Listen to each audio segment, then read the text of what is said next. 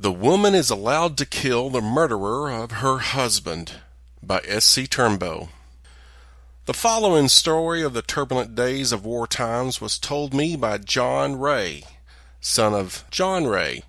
His mother's given name was Martha, and both of these old people died in Boone County, Arkansas, and were buried in the 4C graveyard at the 4C schoolhouse in the north part of Boone County.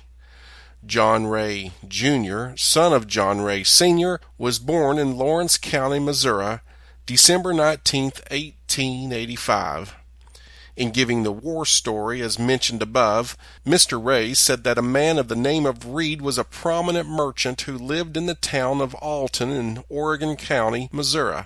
One night during the war, a band of robbers on horseback come into town, robbed Reed's store, and fled away as fast as their horses could take them. On the following day, a company of men was organized to pursue the bandits, and they followed them into Arkansas.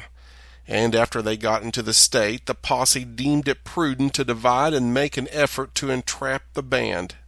Near 24 hours after this party of men that Mr. Reed was with overhauled the thieves, and the robbers proposed to parley, and the pursuers accepted it on between conditions which was agreed on the other side. Both parties selected 2 men each to meet midway between their friends, and while they were talking, one of the robbers drew his revolver and shot Mr. Reed in the breast. George Ray, who was with Reed, said he saw the smoke of the discharged pistol enter Reed's body. At the report of the pistol, Reed's horse wheeled about and lunged forward a jump or two, but the wounded man stayed in the saddle. The guerrillas retreated and got away before the other men could interfere. Mr. Reed lived an hour after he was shot and rode about 1 mile before he was compelled to dismount and lay on the ground. His comrades remained with the dying man until he was dead. Then arrangements was made to convey the body home by a few of the men. Soon after the dead man was sent back to Alton, the guerrilla and the remainder of the posse encountered each other and had a fight, and the robbers scattered. More men collected together to give all the aid they could do to capture and kill the band.